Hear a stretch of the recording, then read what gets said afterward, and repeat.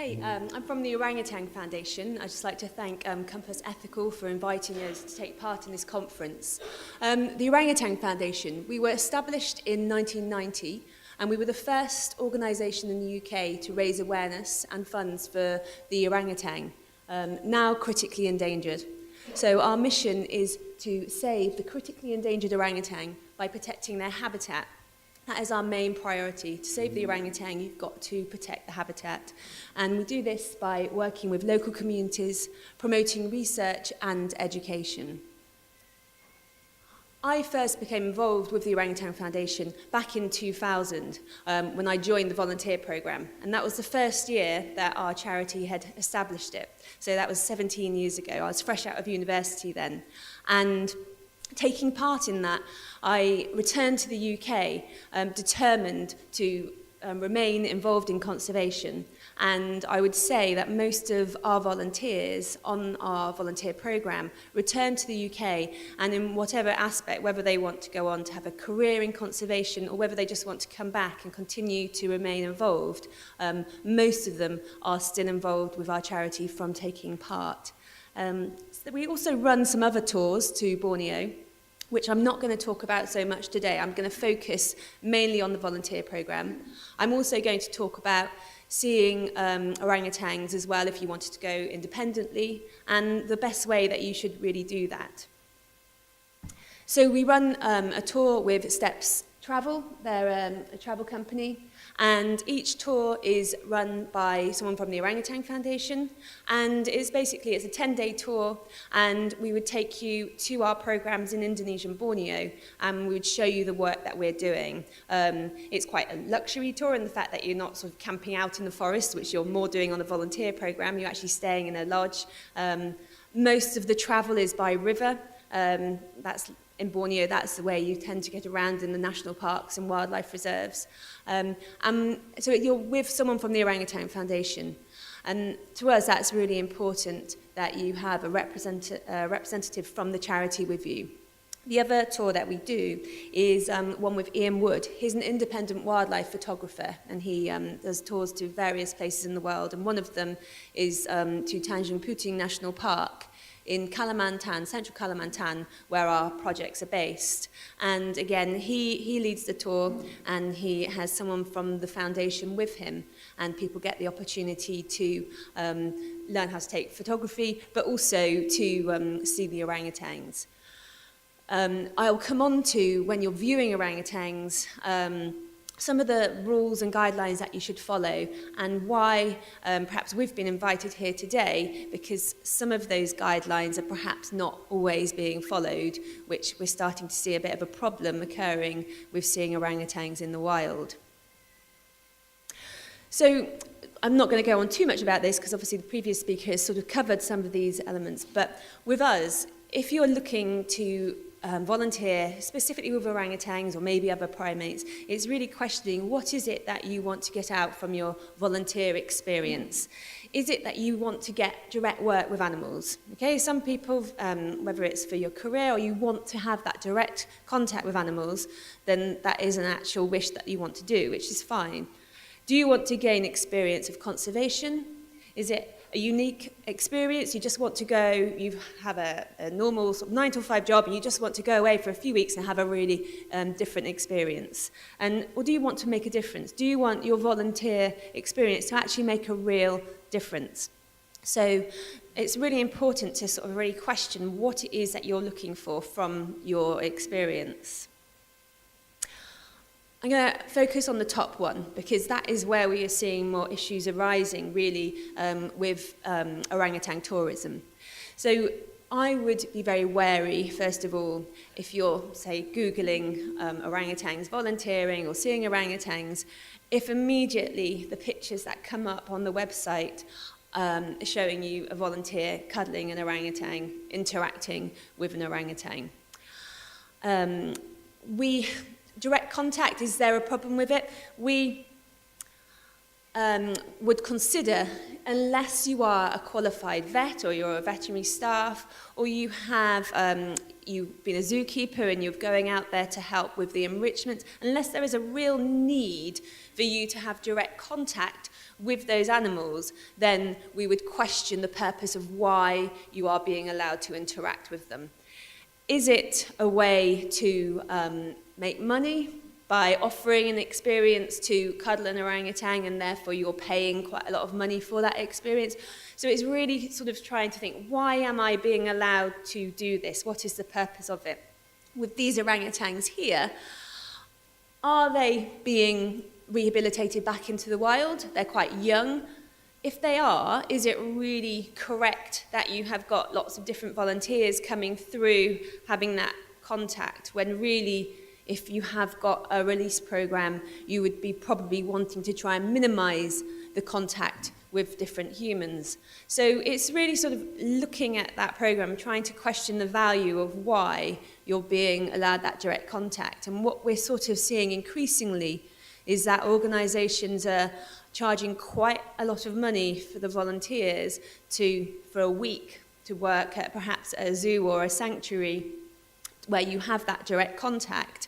And you're sort of thinking, well, what is the actual value of that? Where is that £1,000 that you're spending? And that's not on your travel. That's just what you're paying for that experience. Where is that actual money going to? So it's really about questioning what is the purpose of your direct contact with orangutans. Another indirect issue, why we're encouraging that we don't want people to have this direct contact, is here you've got an image of a woman with a baby orangutan, and below you've got an orangutan holding its hand walking along. So it's illegal to have an orangutan as a pet in Malaysia and Indonesia. And the top, his works for the wildlife department, and he'll be going there telling them that it's illegal and confiscating that orangutan. However, if you also have images like this on the website, is it perhaps slightly double standards, or are the images like this perpetuating infant apes as pets? Okay, there is a problem with the illegal pet trade. That's not the main threat to orangutans. The main threat is habitat loss. But there is that threat of people wanting a cute baby orangutan as a pet. And if those are the sorts of images that you see online about cuddling an orangutan, you're not seeing them a few years later when they'll be causing havoc around the place. And sadly, what we do see in Indonesia is those older orangutans that perhaps have been kept as a pet, they're chained up in a little cage. And those are the ones that are no longer manageable. So it's also about that indirect making sure that we're not sort of perpetuating this image of apes as pets as well. So that's another sort of indirect effect of having direct contact. And so here is one of our members of our staff. We do run a soft release program where infant orangutans or orangutans that are not able to be released straight back into the wild, where they are looked after and they're taken out into the forest every day. And you'll notice that he's wearing a mask. And it tends just to be the Indonesian staff who we pay, who work out there, who are doing that sort of care. They are the people who are qualified for it, wearing the mask because there is that risk of disease transmission. So if you are going on a project, and if only for a week or two, then you have to question that sort of, that potential for disease transmission between you and the orangutan. Both parties are at risk there. So unless there is a real need to be having that direct contact, I would really question the worthy of the project. Okay, so you can also see orangutans, and it tends to be a much more affordable option travelling independently, because if you have looked in the past, it is very expensive to try and sort of work with orangutans. Our main thing here, when you can go and see orangutans, if you try to see an orangutan in the wild, you could be weeks walking through the forest, getting your neck ache trying to actually spot one. They're really difficult to see. So the main way that you would see an orangutan in the wild is feeding stations, where the orangutans are fed. They will come down to the feeding station, they'll get the food, the visitors can see them, and then they'll go back into the forest. It tended to be originally for orangutans that had been put back into the wild, the ex-captive ones, but it has continued, and both the Malaysian government and the Indonesian government continue this practice. And it is the best way to see orangutans, because otherwise, unless you've got months to try and trek one in the wild, you're unlikely to see them. However, with this practice, there is the potential for it to start to go wrong. And that is when there are rules and regulations that have been put in place for viewing orangutans start to be relaxed, or people not taking any notice of them. So the image on your left was a video that appeared on the Daily Mail. It's in the news a few weeks ago, and it's about some tourists who were visiting. They're on their boat, and their guide was encouraging orangutan to come down from the water's edge and giving it food. And they were sort of, in a way, sort of mocking it and teasing it, and the orangutan ended up slapping the man around the face. And some people thought, okay, that's amusing, and it is, and the guys, they got their selfie with the orangutan. But that is encouraging unnatural behaviour. It's encouraging, it builds up a stress in those animals. And orangutans, they're incredibly strong. They have got a nasty bite. They're not naturally aggressive. They're very relaxed sort of animals when you're sort of seeing them. But however, if that sort of behaviour is encouraged, then you are going to start to see a change in their behaviour. And on there you can see a young girl with a bottle of water.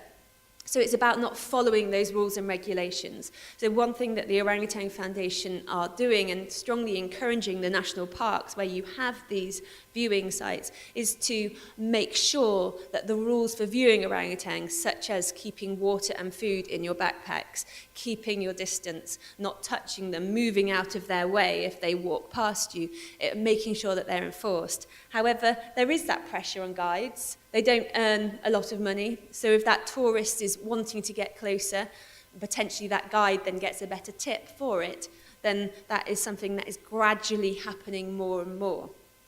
So what we would say is beware about just two main tips, I think, because you can be overloaded. Beware about claims that help but sort of don't help. So they could be misleading, or where is that fund going? It's saying you're helping to conserve orangutans or protect orangutans, but really what is happening with your money? And encouraging unnecessary direct contact with animals. Just really question why it is that you should be allowed to do that. Maybe it's sort of enjoying the fact that you can see those animals for what they are without having to always have that direct contact.